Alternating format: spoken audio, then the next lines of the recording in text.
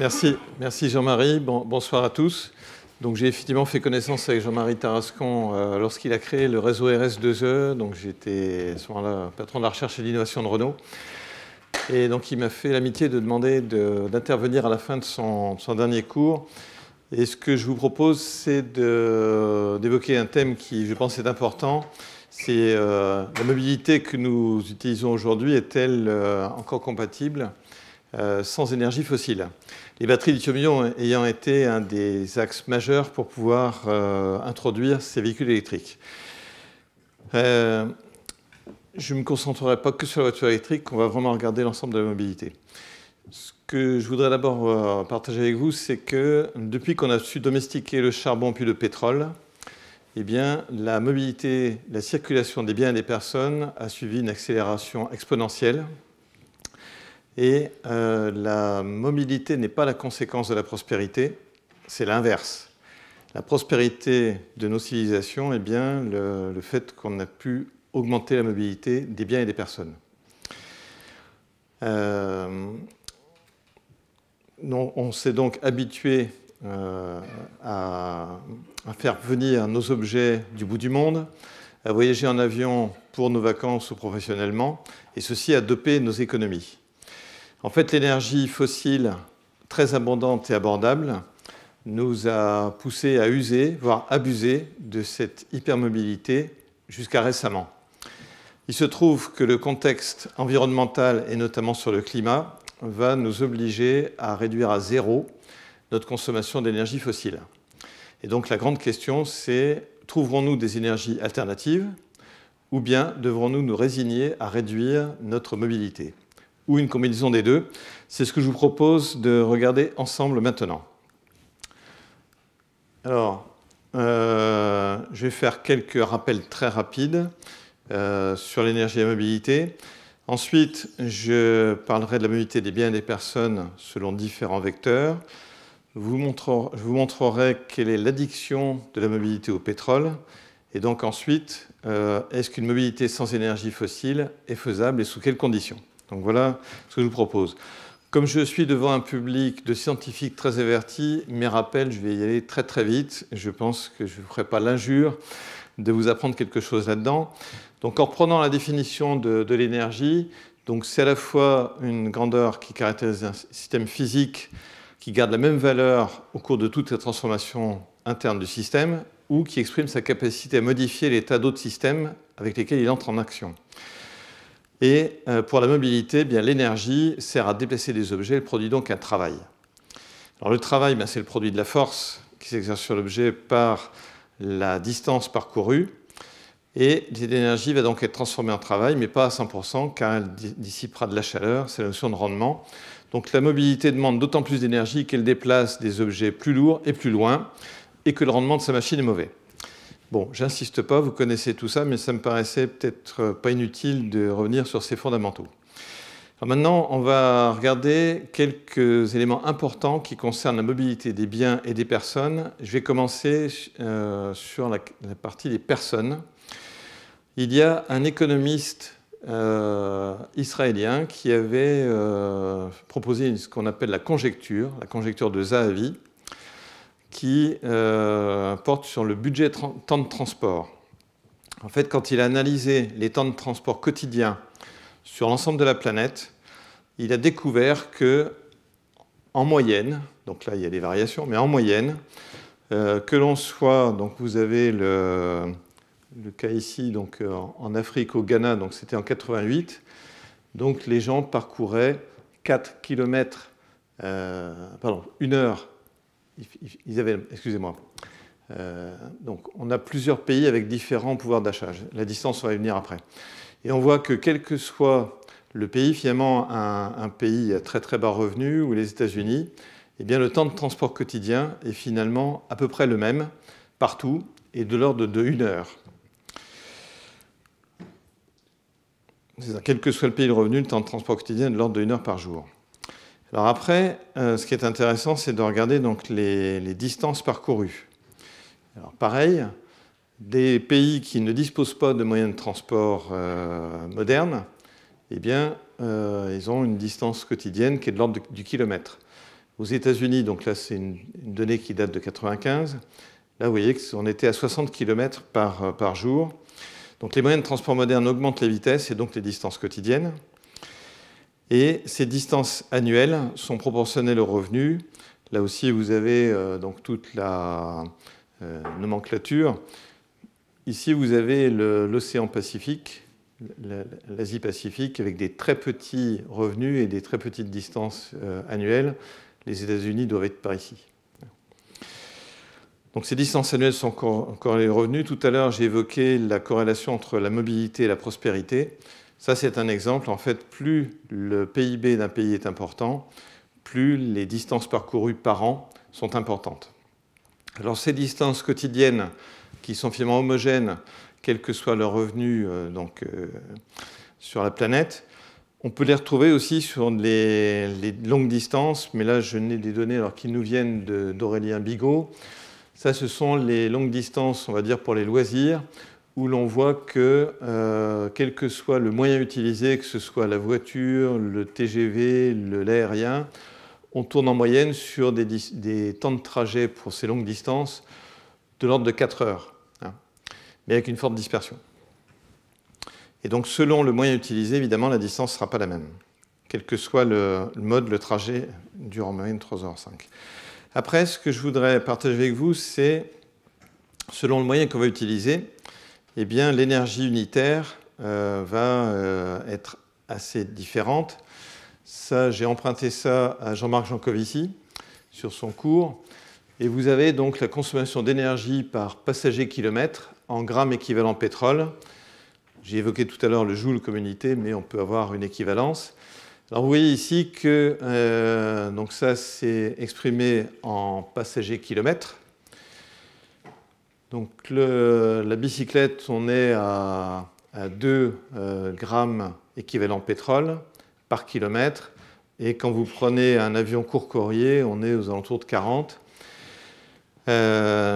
Donc ces modes de mobilité aboutissent à des distances parcourues très différentes en plus, ce qui fait que vous avez évidemment un facteur d'autant plus important qu'on prend le moyen le plus moderne et le plus performant.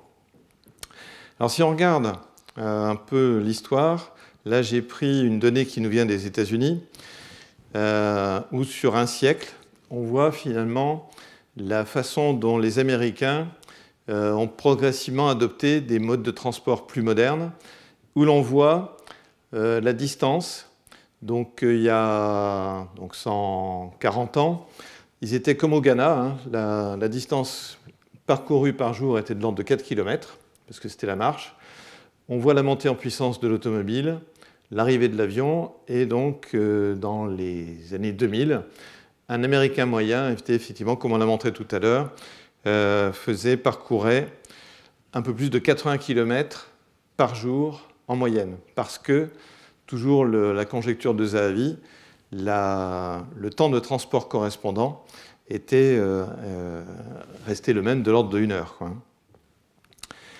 Alors ça, c'est une chose, l'augmentation des distances. Ce qu'il faut bien avoir en tête, c'est que du coup, l'énergie nécessaire pour faire ce trajet quotidien, lui, a été multipliée par 200.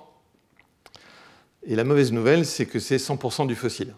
Donc, par rapport au point qu'on a évoqué tout à l'heure, on voit bien que là, on va avoir un petit problème dans le futur.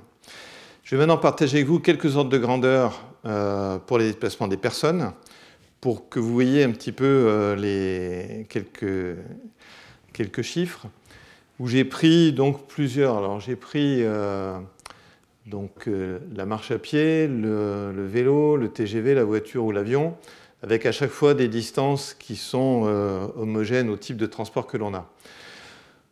Donc on l'exprime en mégajoules, évidemment échelle logarithmique compte tenu des écarts, et ensuite j'ai mis les ratios. Donc faire 6000 km en avion, eh bien, ça demande 6500 fois plus d'énergie que 4 km à pied. Mais, vous devez savoir ça aussi, faire 400 km en TGV, ça demande 10 fois moins d'énergie que de le faire en voiture.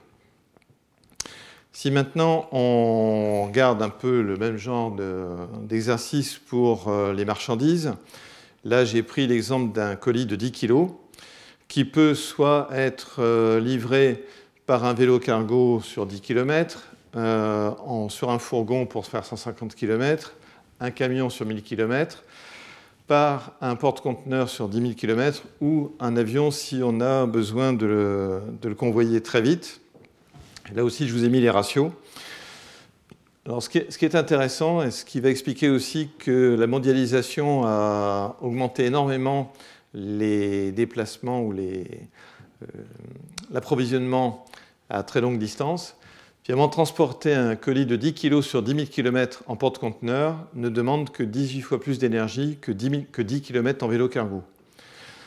Donc, ça explique aussi que la mondialisation a encouragé donc, le convoyage d'objets qui viennent de l'autre bout du monde parce que l'énergie correspondante n'est finalement pas dans un ratio très important. En revanche, si vous devez amener un colis en urgence par avion, là, ce n'est pas 20 fois plus, c'est 6500 fois plus, quoi. Bon, ça, c'était pour un colis de 10 kg quand même, pour aussi que vous ayez quelques ordres de grandeur. Un porte-conteneur donc, qui, aujourd'hui, peut convoyer 20 000 conteneurs de 20 pieds. Ça consomme, alors là, je l'ai exprimé en mégajoules, donc vous êtes à 10 puissance 13 mégajoules. Et donc, ça consomme environ 120 tonnes de fuel par jour. Bon, par rapport au fourgon vélo-cargo, on n'est évidemment pas du tout sur la même sorte de grandeur. Alors, sachez en revanche, c'est aussi ce qui confirme un peu ce que j'évoquais sur la mondialisation, les transports intercontinentaux représentent plus de 80% du commerce mondial, si on le considère en masse transportée, mais ne représentent que 25% de l'énergie totale du secteur transport. Donc c'est un transport qui a été beaucoup optimisé par l'effet d'échelle. Donc voilà, je voulais vous donner ces quelques éléments sur la mobilité. Maintenant, on va passer au troisième point, qui est l'addiction de la mobilité au pétrole. Alors, ce qui est intéressant ici, j'ai mis donc, au fil du temps donc, la consommation de pétrole depuis 1971 à 2019. C'est une donnée qui me vient de l'IEA, l'Agence internationale de l'énergie, où j'ai matérialisé donc, les différents modes de transport qu'on a vus et qui utilisent le pétrole. L'élément intéressant, c'est que le transport donc, consomme 65% du pétrole qui est produit. C'est ce qu'on voit ici. Et la mauvaise nouvelle, c'est qu'il en dépend à 98%. C'est-à-dire 98% de l'énergie utilisée pour les transports, c'est du pétrole. Donc maintenant, se passer du pétrole, vous voyez que ça va demander, c'est un petit challenge. Alors, sachant qu'on a deux secteurs qui sont en très forte croissance, vous avez le trafic aérien. Ici, vous avez donc depuis les années 50, donc finalement la croissance, alors c'est exprimé en milliards de kilomètres passagers. Et puis le transport maritime, là donc c'est en millions de tonnes donc au fil du temps. Et ce qui ressort de ces tendances, c'est que le trafic aérien a doublé entre 2000 et 2015. Bon, il y a eu le gros coup d'arrêt avec le Covid, mais ça reprend cette tendance. Il y a une croissance de 6% par an. De même, le trafic maritime, lui, il a doublé entre 2000 et 2020. Aujourd'hui, la tendance continue à se propager. Alors, pourquoi le pétrole est-il si choyé pour le transport? En fait, pour un véhicule, il y a trois caractéristiques qui sont essentielles. La première, c'est la capacité à transformer l'énergie du combustible en mouvement. Quand il y avait le charbon, il fallait le brûler pour chauffer de l'eau, faire de la vapeur et entraîner une machine à vapeur. Avec des dérivés du pétrole, on peut le mettre dans un moteur à combustion interne. Donc c'est beaucoup plus simple. Il faut une densité d'énergie de façon à diminuer le volume mort. On va y revenir juste après. Et puis il faut aussi avoir une facilité de remplissage du stock à bord. Tout ça, le pétrole est imbattable sur ces trois caractéristiques. Si on regarde sa densité d'énergie, je préfère la densité volumique, donc les kilowattheures par litre, puisqu'en fait, je rappelle, un véhicule, il doit convoyer soit des personnes, soit des biens, et donc il faut du volume. Alors, vous avez un tableau là, qui résume, alors je l'ai exprimé en kilowattheures par litre, et vous voyez que les carburants pétroliers, que ce soit le gazole ou le kérosène, on est à 10 kWh par litre. Le méthane, quand on le comprime à 200 bars, on n'est plus qu'à 1,9. L'hydrogène, on peut le stocker sous 700 bars ou en liquide. Là, on est aux alentours de 2. Et puis une batterie lithium-ion actuelle, on est à peu près à 0,6 kWh par litre. Ce que Jean-Marie vous a montré, c'est qu'il y a des potentiels pour le tout solide. Mais vous voyez déjà les ordres de grandeur. Et en plus, c'est un liquide qui est très facile à convoyer. Donc le pétrole est de loin la source d'énergie la plus pratique pour tout type de transport. Malheureusement, elle entraîne des émissions qui sont néfastes. Alors, la responsabilité environnementale du transport, donc le pétrole, je le rappelle, assure 98% de l'énergie utilisée. Il est responsable de 14% de l'impact climatique par les émissions de CO2.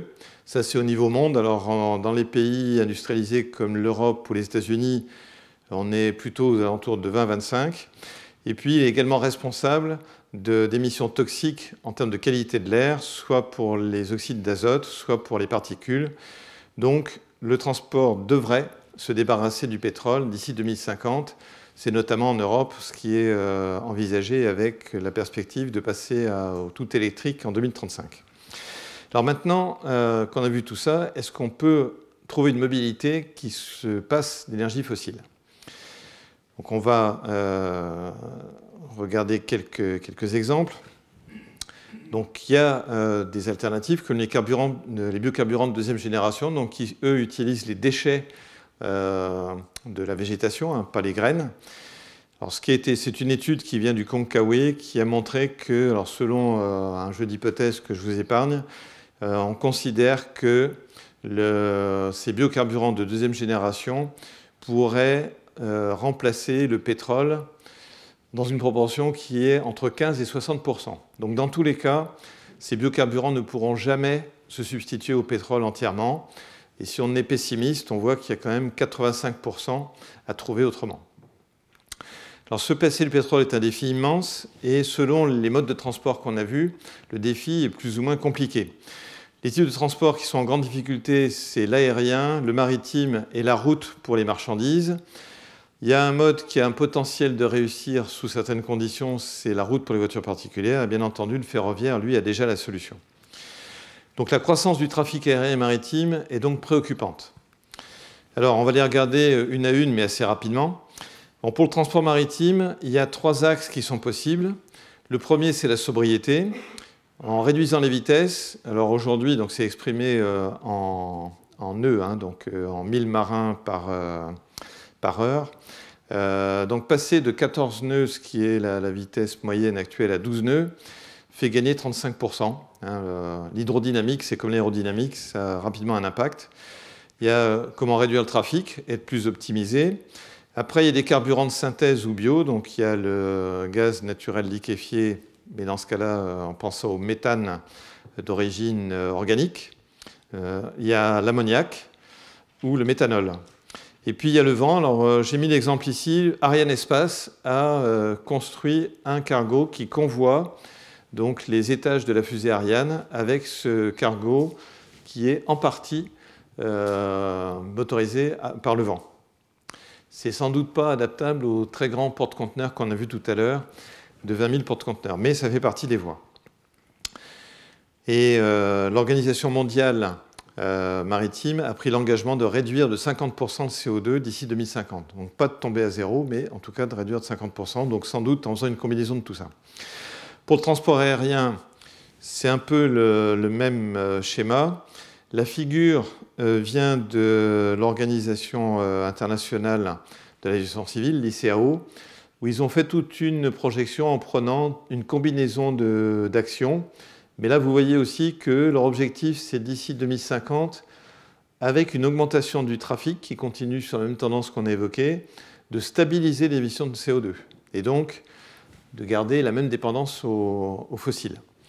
Alors, les axes sont similaires au maritime. La sobriété, ça peut être la baisse des consommations, comme on peut le voir ici, avec des technologies plus efficaces, des meilleurs réacteurs, une optimisation du trafic. Il y a des carburants de synthèse comme le biocarburant, les e-fuels. Je n'ai pas mentionné l'hydrogène. Dans les questions, on pourrait y revenir, mais l'hydrogène, lui, n'est pas disponible à l'état natif, il faut le produire. et il faudrait le stocker sur un avion, ce qui n'est quand même pas très simple. L'électrification pourra être utilisée sous forme d'hybridation, notamment pour ce qu'on appelle le roulage taxi sur aéroport pour les courts courriers, c'est utile. L'électrique pour le court courrier, là aussi, semble évoqué, mais je pense pas forcément très, très adapté. Petit ordre de grandeur que j'ai remis aussi. Un vol Paris-New York avec un Airbus A350 qui est l'avion aujourd'hui le plus moderne, donc qui a le meilleur rendement, il embarque 45 tonnes de kérosène pour faire le trajet. Donc si on devait l'animer par des batteries, vous avez vu tout à l'heure le ratio d'au moins un facteur, il y avait un facteur 20, mettons qu'on avait un facteur 10, s'il fallait 450 tonnes de batterie pour faire le trajet, c'est vous oubliez quoi. Hein. Donc, un transport aérien décarboné, est-ce que c'est compatible avec la croissance du trafic? On peut avoir quelques doutes. Il faudra probablement accepter de mettre toute cette technologie que j'ai évoquée et sans doute de se contraindre un peu. Le transport routier du fret, là aussi, je vais passer assez vite. Donc là, toujours le même mécanisme. Alors, 62% des émissions proviennent des longues distances. Hein, donc, ce n'est pas la distribution dernier kilomètre, hein, c'est quand même les longues distances qui consomment le plus de carburant.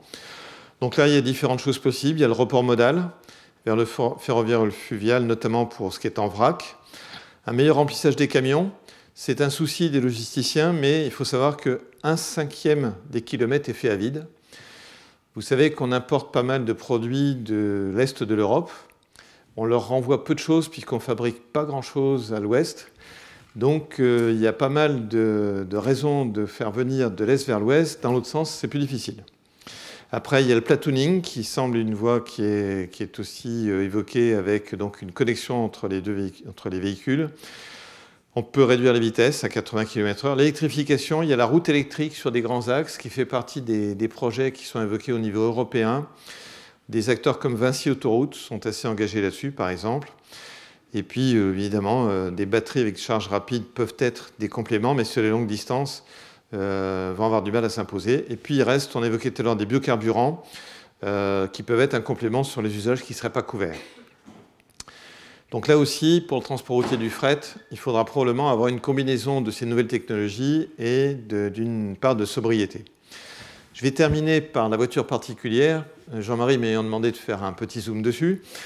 Alors pour la voiture particulière, bon, l'électrification, c'est la meilleure option pour remplacer le pétrole. Mais ça ne va pas se faire sans changement, sans effort. Donc il faut, pour que ça marche, il faut que la production électrique soit indépendante des énergies fossiles. C'est le cas en Suède et en France. Dans le reste de l'Europe, ça n'est pas encore le cas. Prenons le cas de la Pologne, par exemple, hein, qui est majoritairement au charbon. Il faut aussi un réseau de bornes de recharge qui soit pertinent et assez dense. Mais si on veut viser de la sobriété, il faut avoir en tête que le parc qui roule est 20 fois plus important que ce qui se vend chaque année. Donc si on ne s'occupe que des nouveaux véhicules, on est sûr de devoir consommer du pétrole encore très longtemps. Donc il faudra à la fois produire des nouveaux véhicules qui soient le plus décarbonés possible, mais il faudrait aussi avoir un meilleur usage de la flotte. Donc là aussi, il faut réduire les distances. Le télétravail peut être une des voies. Pratiquer la multimodalité, ne pas tout faire avec ce couteau suisse qu'est la voiture. Partager les trajets, ça c'est le covoiturage. Et baisser la consommation des véhicules, là il y a encore des potentiels. Donc la voiture électrique, je pense que c'est important de le partager ici. Ce ne sera pas la baguette magique. Elle va jouer un rôle important, mais elle ne va pas tout résoudre. Il faudra aussi un peu de sobriété. Alors qu'est-ce qu'il y a comme alternative au pétrole pour les voitures? Donc j'ai évoqué déjà les biocarburants de deuxième génération. On a vu tout à l'heure que ça ne fera pas le transfert. On estime que ça pourrait peut-être couvrir 20 à 30% des besoins, mais c'est en compétition avec d'autres secteurs, comme l'aviation, le véhicule industriel. Il y a les e-fuels, donc qui consiste, c'est le procédé Fischer-Tropsch, qui consiste à partir de CO2 et d'hydrogène, de refaire des hydrocarbures. Pour ça, il faut de l'énergie. En fait, la chaîne des rendements est assez mauvaise. Elle est à peu près 7 fois plus mauvaise que d'alimenter un véhicule électrique. Donc c'est possible, mais c'est manifestement pas excellent en termes de bilan énergétique et il y a un coût qui est dissuasif. L'hydrogène, il est séduisant aussi, mais il est quand même pas très adapté. Le stockage à bord est encombrant. Je vous ai montré tout à l'heure l'écart de densité volumique. C'est quand même 5 fois moins bien que du carburant pétrolier, donc il faut trouver la place. La chaîne des rendements est meilleure que les e-fuels, mais c'est quand même 4 fois plus mauvais que le véhicule électrique à batterie. Les capacités de production sont limitées, et puis c'est en compétition avec d'autres besoins industriels, puisque l'hydrogène est utilisé pour produire des engrais, des ciments, etc. Donc l'électrique à batterie, c'est ce qui est le plus prometteur.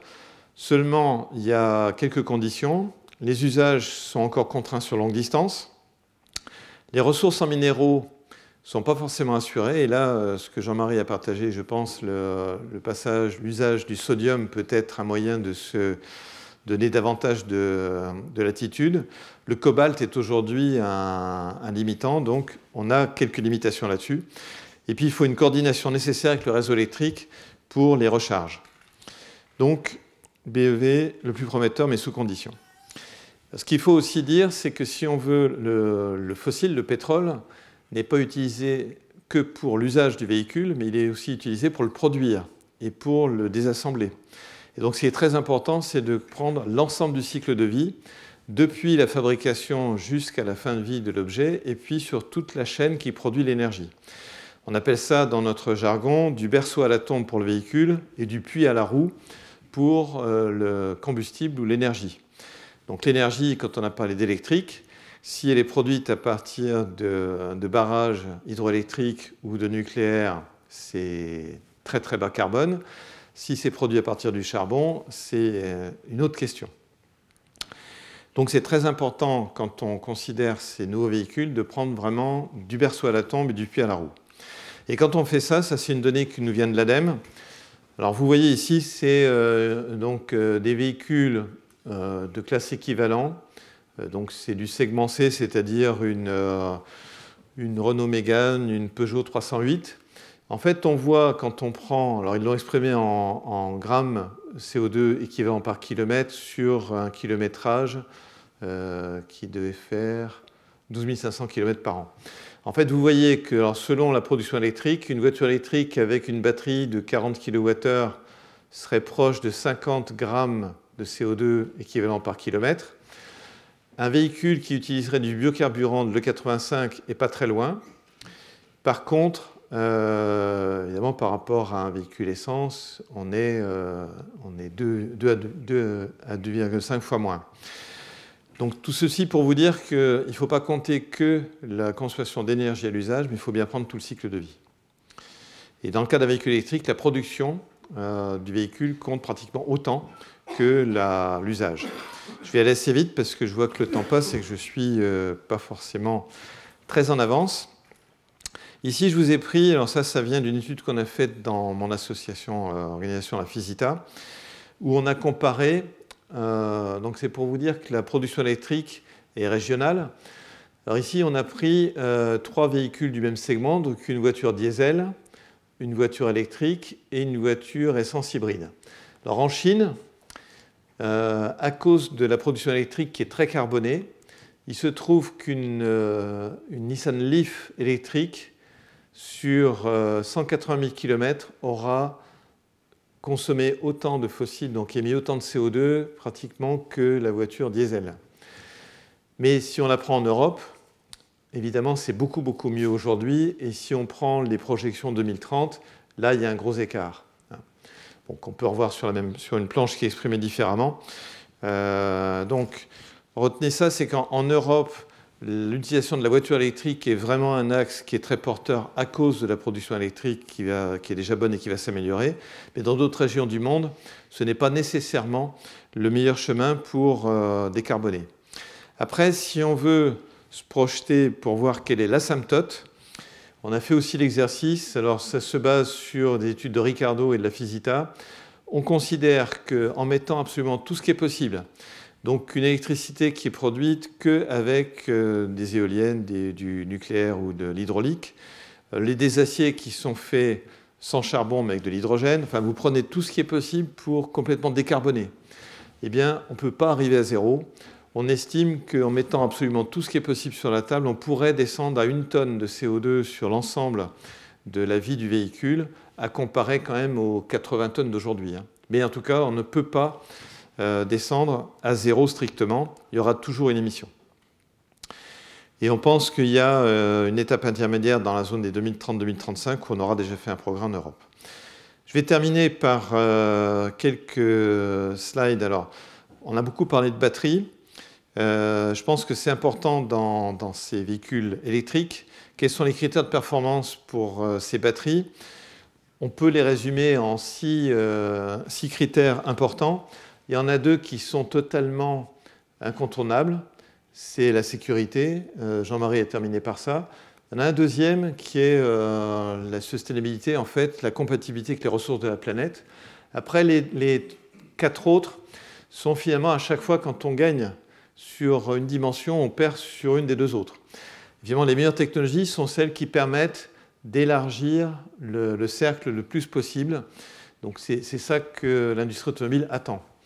Et si on parle des ressources, ici j'ai rappelé que finalement, le sodium fait partie des ressources qui, elles, sont largement plus disponibles que pourrait l'être le lithium, par exemple. Donc voilà, la technologie idéale doit gagner sur 6 critères.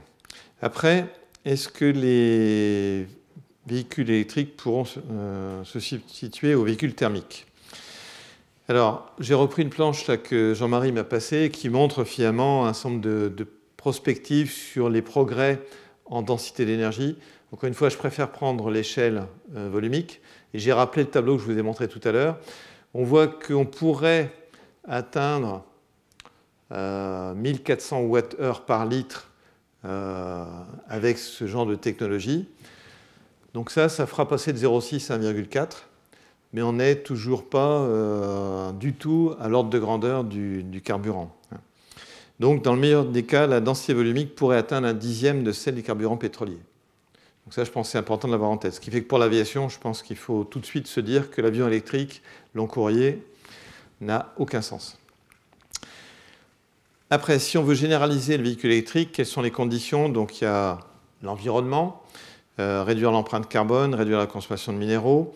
Côté client, il faut arriver à un coût qui soit équivalent au véhicule thermique, que le rayon d'action, c'est-à-dire la distance que l'on peut faire sans être limité par le conducteur, et puis une moindre sensibilité au froid, puisque une batterie perd en capacité quand il fait plus froid, et un réseau électrique qui soit adapté. Donc le défi sera de minimiser la taille des batteries et surtout de ne pas rentrer dans la course à l'armement sur la taille des batteries. Donc, je voudrais conclure là-dessus, après avoir donné tout ce panorama. Ce qui me semble important que vous puissiez retenir, c'est que la mobilité, donc ce n'est pas la conséquence de la prospérité, c'est bien l'inverse. Donc, c'est important d'arriver à maintenir une mobilité, une circulation des biens et des personnes. Elle dépend aujourd'hui à 98% du pétrole, dont nous devons nous affranchir d'ici 2050. Vous voyez l'enjeu. Les transports maritimes et aériens n'ont pas de solution disponible pour maintenir la croissance de leur trafic sans le pétrole. Donc la sobriété sera absolument incontournable. D'autres secteurs comme le transport routier disposent de l'alternative électrique, mais cela va exiger de profondes mutations.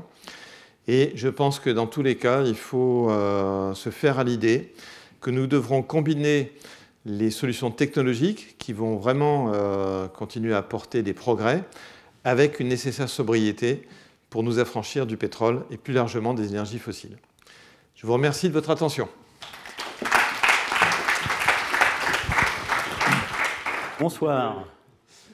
Alors, je vais aller vite, mais c'est bien parce que je vais couvrir des concepts normalement assez simples pour essayer de positiver, amener un peu d'oxygène, se dire que peut-être qu'il y a des voies, des solutions. Donc le contexte, vous l'avez tous vu sous une forme ou une autre, c'est que le secteur public en général, et Total un petit peu, aide à faire de la recherche de base.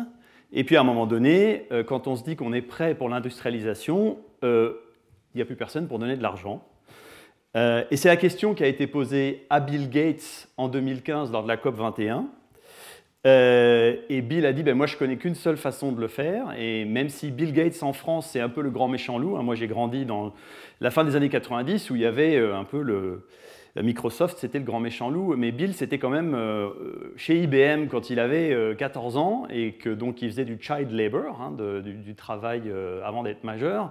On l'appelait le Tang Kid, on le payait, vous savez le Tang, la petite poudre jus d'orange qu'on mettait pour reconstituer une boisson à l'orange, il était payé par les gens d'IBM qui ne savaient pas corriger leur code informatique de cette façon-là. Donc c'est quand même quelqu'un qui travaillait et qu'il faut respecter. Et il a dit, la seule chose que je sais faire moi, c'est investir dans la recherche et puis faire sortir des startups qui vont venir un peu bousculer le statu quo. Et je suis très content d'entendre l'exposé de Jean-Marie et puis ce dont on a parlé sur la voiture, est-ce qu'il faut faire comme ci, est-ce qu'il faut faire comme ça. Et ça, c'est plein de débats et au final, on en arrive à quelqu'un comme Tesla qui dit moi, je peux faire une voiture électrique. Et tout le monde lui dit, tu n'y arriveras jamais. Et puis quand ils y arrivent, leur valorisation explose. Donc la solution de Bill Gates, c'était de former un grand groupe qui s'appelle Breakthrough Energy. Alors là, je me suis amusé un peu parce que moi, je les ai en anglais, donc j'ai fait faire traduire par ChatGPT. Vous aurez les slides chez vous, vous verrez, c'est pas encore génial, hein, mais donc on peut essayer de faire mieux. Alors nous, on a la même version de ce que vous avez vu avant. On aide à faire de la transition de la recherche basique vers le stage startup. Alors attends, je vais regarder si j'ai pas un petit pointeur. Il est là.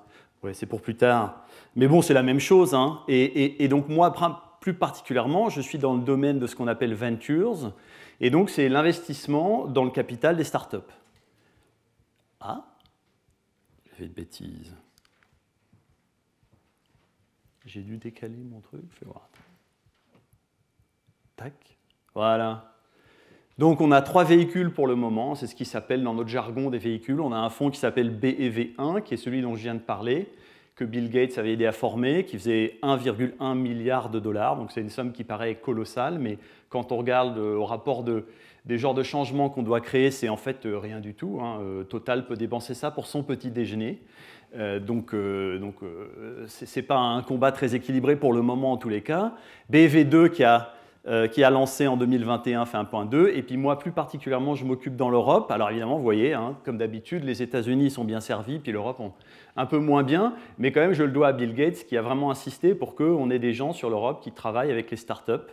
Et donc nous, on a un filtre un peu particulier, c'est que quand on regarde une startup, donc une plateforme de technologie comme une batterie, on se pose la question extraordinairement compliquée et essentiellement de l'ordre du pari de se dire est-ce qu'en 2050, on imagine que cette nouvelle technologie, donc en 2050, puisqu'on se place en 2020 et que les brevets durent 20 ans, le brevet sera dans le domaine public, donc il s'agit bien d'une technologie qui deviendra pervasive, hein, comme le PC, comme les LED, comme les batteries de voitures qui sont maintenant, toutes les batteries anciennes sont dans le domaine public. Donc ça doit être vraiment un courant de technologie qui s'impose à la société. Et nous, on se pose la question, est-ce que ça peut devenir 0,5 gigatonnes par an de CO2 équivalent?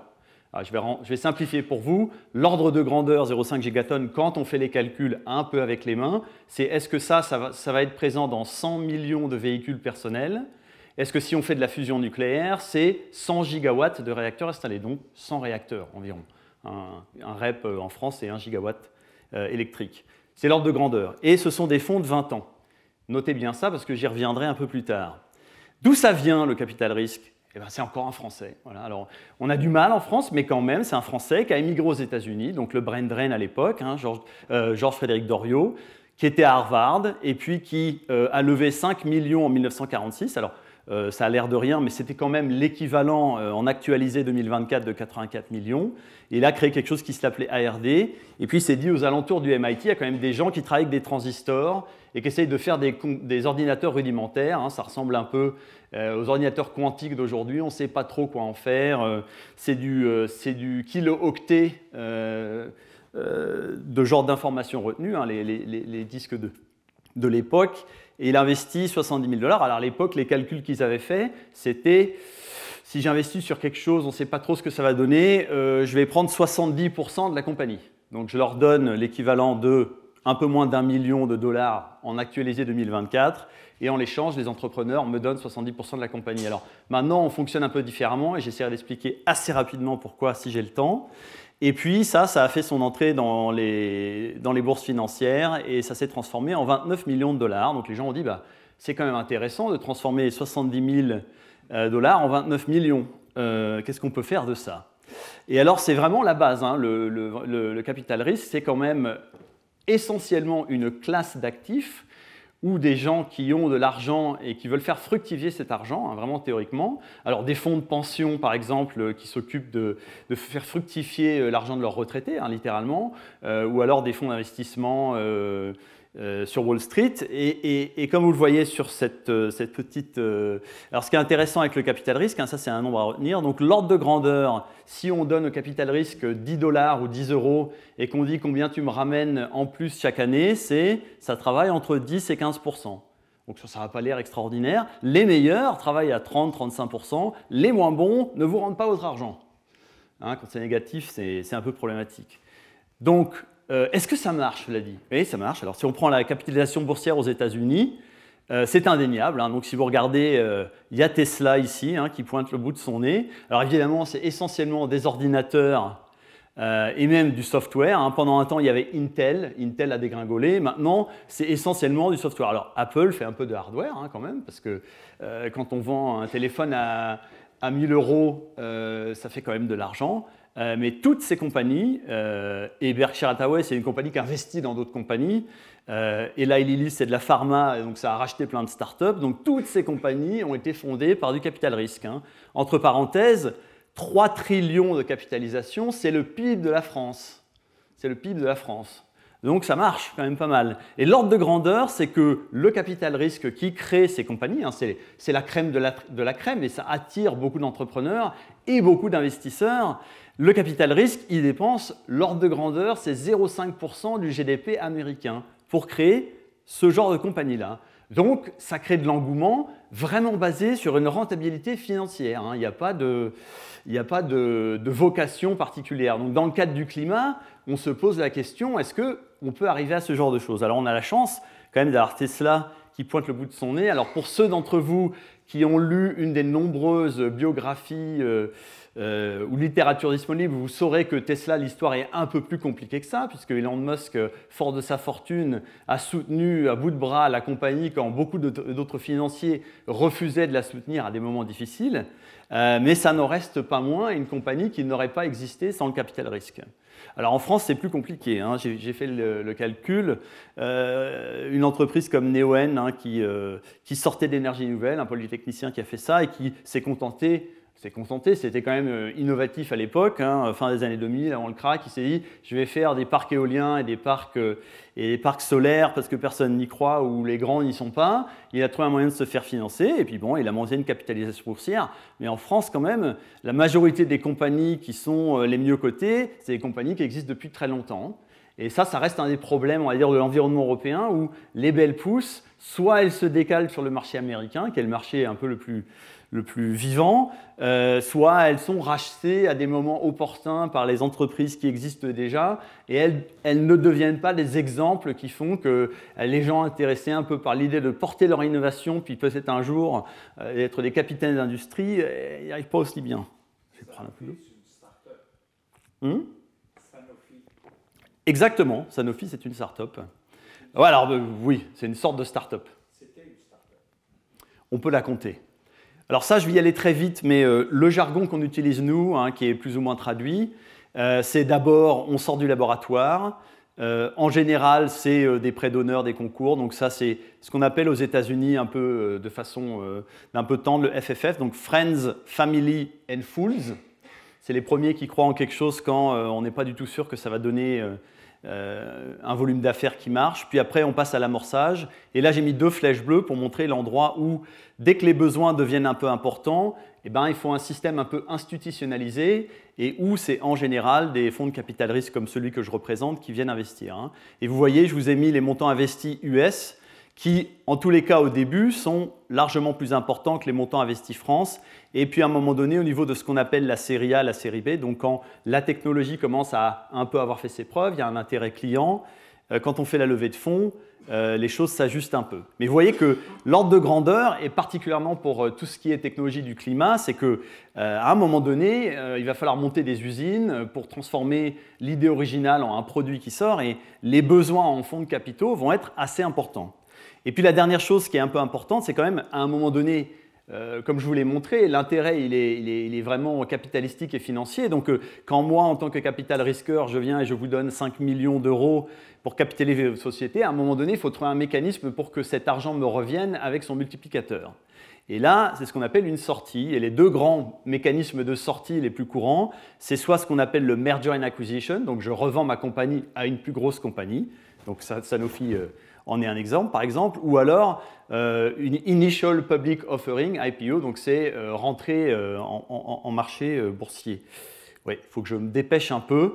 Bon, un investissement, ça reste, par rapport à vous qui faites de la recherche avancée ou des thèses, ça reste qu'une règle de 3. Hein, c'est-à-dire que, en gros, je vous dis, je vous donne 5 millions et puis j'estime que la valeur de la boîte, c'est 10. Donc, avec mes 5 millions, 10 plus 5, ça fait 15. Et donc, j'ai investi 5 par rapport à une boîte qu'on dit qui vaut 15, et donc j'ai 33%. Et vous, si au départ, avant mon investissement, vous aviez 100% de cette compagnie, c'est un peu plus compliqué. Vous avez maintenant plus que 66 puisque j'ai pris 33. Et là, vous allez me dire, puisque vous avez des degrés avancés, ça ne boucle pas. Il reste 1%. Et j'ai fait exprès, c'est parce qu'on n'est pas dans l'univers de la science, on est dans l'univers d'une activité humaine économique, c'est du business. Et donc, on s'entend, on finit par dire, bon, bah, on va arrondir à l'inférieur ou au supérieur. On a des documents qui font 60, 80, 90 pages avec ce genre de choses où on s'entend sur, bah, finalement, quand je divise 5 par 15, ça fait 33, 33, 33, comment ça marche? Eh bien, on s'entend en tant qu'humain, on fait des accords, on fait des contrats. Et c'est un peu l'univers. Alors, pourquoi ça vaut 10 millions? Pourquoi ça vaut 5 millions? Ça semble élevé quand même. Au départ, il y a quoi? Il y a un ou plusieurs brevets qui sont ou pas encore dans les processus pour voir s'ils sont acceptés. Il y a un savoir-faire d'une équipe en général technique qui vient pour la majorité du cas des labos. Il y a un professeur qui va donner une partie de son temps. Et puis, on l'espère, il y a quand même eu des contacts clients avec des gens qui disent « Ah oui, si ça se confirme à échelle, ça m'intéresse, je l'achète très bien. » Mais comment on sait que ça vaut tant? Eh bien, il y a trois choses qui se poussent les unes les autres. Il y a les entrepreneurs d'un côté qui disent ben, « Moi, je suis prêt à céder des parts de ma compagnie pour pouvoir aider à continuer à faire de la recherche. » Il y a le marché, ce marché un peu étrange du capital risque. Et puis, il y a les fonds individuels qui disent ben, « Moi, j'ai un modèle de fonds, hein, comme le fonds dont je vous ai parlé initial, où quand je mets 5 millions, j'aime bien obtenir de l'ordre de 33% d'une... Alors, je n'ai pas trop le temps de développer, mais l'entrepreneur, il peut très bien dire, ben moi, si tu me donnes 5 millions et que tu me dilues, hein, c'est notre terme technique, diluer, donc de 100% de ma boîte, j'en ai plus que 66, ça ne m'intéresse pas. Donc, ben, si son innovation est vraiment incroyable, eh ben, il est possible que les gens s'ajustent. Mais ça va dépendre un peu du marché. Quand je parle du marché fondamentaux et à court terme, le marché fondamental, c'est qu'il y a des exemples, ce qu'on appelle des comparables, de compagnies qui ont réussi en levant de l'argent de la façon dont je l'ai décrit, au début 1 million, puis 5, puis 20, puis 100, et puis après je suis passé sur les marchés comme Apple, comme Google. Il y a des compagnies qui créent un environnement où on dit, bon bah, ce genre de compagnie-là, on peut leur donner 5 millions et prendre 33%, on a une idée de ce que ça va donner. Et puis après, il y a des endroits de la vie précise économique où on est dans une situation financière plus ou moins bonne. Et l'univers du capital risque, malheureusement, c'est en général beaucoup d'entrepreneurs avec beaucoup d'idées et beaucoup moins de fonds qui sont capables de les financer. Et donc, quand les entrepreneurs ont plein d'idées foisonnantes et qu'il y a plein de fonds et que l'économie tourne à plein, eh ben, on a tendance à dire « Ah, je te veux toi » et les valorisations augmentent, hein, comme dans un marché. Il y a plus de demandes que de ventes, et puis il y a des moments où on est en récession économique, et là ça s'effondre assez vite, puisqu'on va parler à des gens qui disent ben, « je sais très bien qu'il n'y a plus grand autre personne à qui tu parles ». Et donc c'est ça qui fait qu'à un moment donné, ça peut paraître un peu bizarre, mais c'est l'ensemble de ces trois forces qui créent cet environnement de créer une valorisation qui peut paraître un peu élevée, hein, dire une compagnie qui sort à peine d'un laboratoire, pourquoi vaut-elle 15 millions sur le papier? Mais c'est l'ensemble de ces forces-là. Et là, j'en arrive un peu à peut-être mon point principal. Je vous ai montré avant que le capital risque, pour un peu exister auprès des financiers qui disent ben, pourquoi je donnerais mon argent au capital risque plutôt qu'à Renault, qui peut utiliser mon argent et progresser en bourse. L'idée, c'est que, ben, vous voyez le point jaune, c'est au-delà de tout le reste. Et puis les super performeurs, ils sont encore plus. Alors comment ça marche au final? Alors je vous passe des détails, j'ai fait des modèles un peu simplifiés. Il y a un gros problème évident qui est que c'est toujours le problème des taxes. Et donc quand je vous donne de l'argent, c'est de l'argent que j'ai obtenu après avoir été taxé. Et puis quand vous êtes vendu auprès d'une société, c'est des profits, donc ça c'est taxé. Et donc je me suis un peu affranchi de ça pour simplifier la chose. Donc si vous faites le calcul chez vous, vous aurez peut-être, si vous faites le calcul mathématique simple, vous aurez ces résultats-là. Si vous regardez les fonds réels, il y a toujours un ajustement lié à des frais et à des taxes. Mais bon, le cas est assez évident. Donc ce qu'on appelle les multiples sur fonds propres, c'est je vous ai donné 5 millions comme j'ai montré, j'ai pris 33% de votre compagnie, et puis à un moment donné, on la revend. Ça me retourne, mettons, 50 millions, donc 50 millions qui me retournent par rapport à 5 millions investis. Donc ce qu'on appelle le multiple sur fonds propres, c'est 50 fois 5, donc 10 fois, c'est là.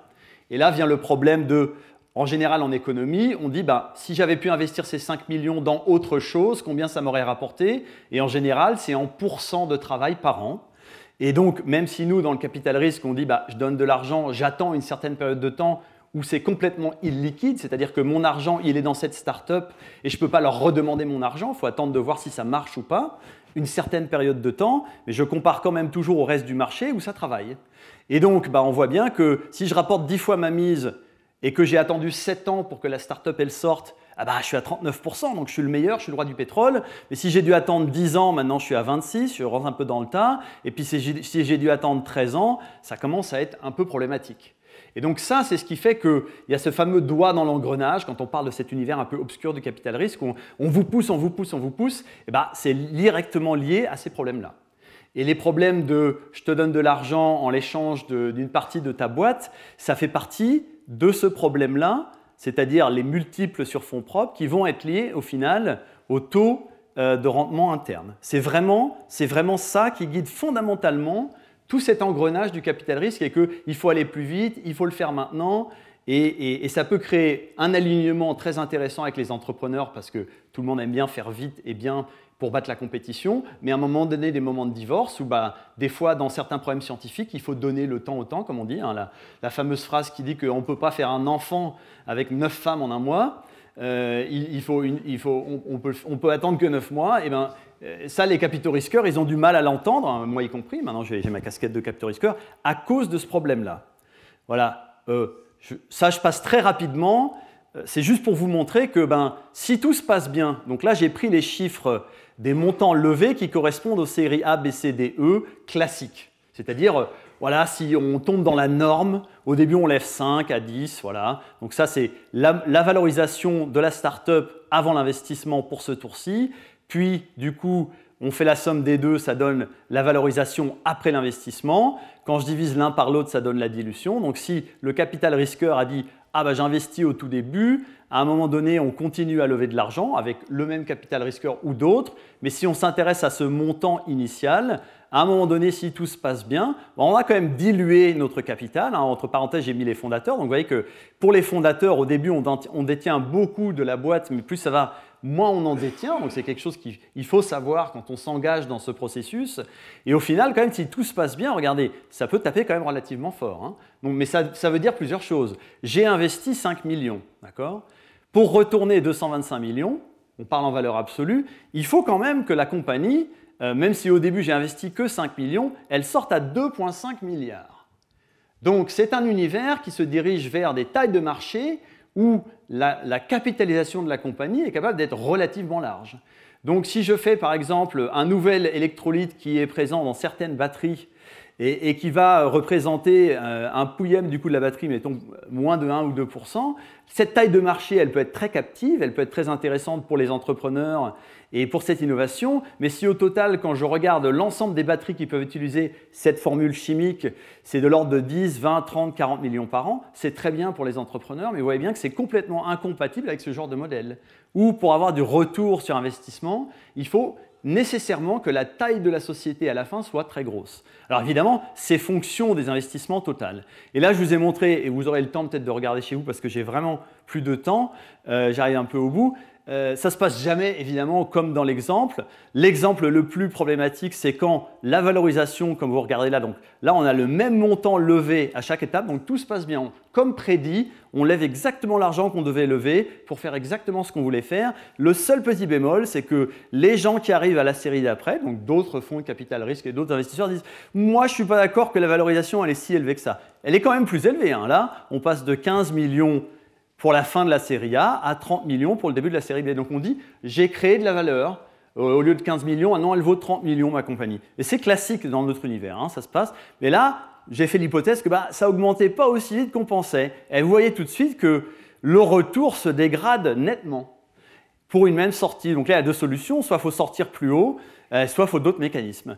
Et puis alors là, c'est le cas encore plus dégradé pour vous montrer qu'on arrive assez rapidement dans des univers où du coup, il faut compresser les échelles de temps, où là, j'ai dit, finalement, au lieu de 20 millions qu'on pensait qu'il nous fallait pour la série B, il nous faudra 30 millions. Puis au lieu de 50 millions, il nous faudra 75. Et puis finalement, le marché, il n'est pas aussi bien qu'on pensait. Au lieu de vendre à 2,5 milliards, et ça reste une sortie tout à fait honnête. Hein. Vendre sa boîte à 700 millions, ça reste très, très, très rare. Moi, j'ai vendu la mienne à 365. Donc, et là, pour le capital risqueur, ça devient plus problématique. Donc là, on a un divorce où l'entrepreneur, lui, qui a investi 20 000 € pour former la boîte, il sort quand même à 70 millions. Donc la vie est belle. Le capital risqueur, lui, il n'est pas content du tout. Voilà, donc ça crée un peu tous ces univers pour la raison pour laquelle il y a des mariages, il y a des divorces, il y a du drame, etc. Écoutez, je vous laisse un peu avec ça qui est rigolo. Si vous voulez vous lancer, réfléchissez avant si c'est pour vous.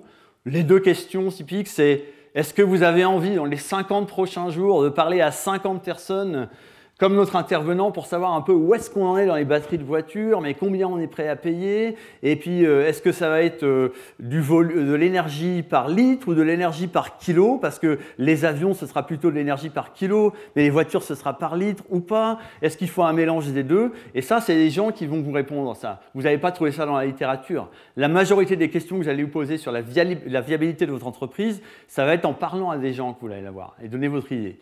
Et donc, si ce n'est pas quelque chose qui vous semble intéressant d'en savoir plus en parlant avec des gens, c'est compliqué. Et puis, est-ce que l'idée de détenir des parts d'une entreprise, ça vous intéresse? Si ça ne vous intéresse pas trop, trouvez peut-être un autre mécanisme. Enfin, c'est un sport d'équipe. Et puis, quand même, je voudrais le dire, il y a plein de façons de monter des entreprises. Les startups, comme je l'ai montré, particulièrement aux États-Unis, c'est un peu brillant, c'est super, c'est le glamour. Mais il y a plein de façons de trouver des sources de capital qui ne sont pas du capital risque, et il y a plein de façons de monter les entreprises qui ne sont pas compatibles, comme je l'ai montré au niveau des rentabilités économiques, avec le capital risque. Quoi qu'il en soit, n'oubliez jamais, le plus important, c'est vos clients. Si quelqu'un achète votre produit, vous gagnerez toujours. Vous trouverez toujours un moyen. Donc, dans le doute, allez essayer de trouver des clients, des gens qui sont intéressés de payer le plus vite possible pour votre produit. Et puis, j'ai fait l'exposé en français, mais quand même, il n'y a pas de capital risque. Vous avez vu tous les mots, c'est du barbarisme sans arrêt. Si vous n'avez pas une maîtrise de l'anglais, ça sera quand même très compliqué. C'est un univers anglo-saxon. Voilà, je vais passer là-dessus parce que j'ai plus le temps. Et puis, ça, vous l'aurez dans la présentation parce que c'est filmé. Mais si vous voulez en savoir plus, vraiment, le livre que je vous conseille, c'est ça. Il y a tout ce que je vous ai dit, ça se trouve pas très facilement. C'est un peu dommage d'ailleurs. C'est un univers un peu de la finance qui n'est pas très bien partagé, je trouve ça dommage, c'est pour ça que je voulais un peu échanger avec vous. Il y a ce personnage qui s'appelle Yair Rim dans un fonds qui s'appelle Extensia, qui travaille sur LinkedIn et qui fait des posts très intéressants. Et puis, il y a des gens qui publient chaque jour ce qu'on appelle des newsletters, donc des lettres qui vous arrivent par email. Il y en a une qui s'appelle Term Sheet Logs Asios Prorata. Je vous conseille d'en prendre note. Je vais vous dire merci, puis je vais revenir là, comme ça vous pouvez prendre quelques notes. Voilà, je vais essayer d'aller assez vite.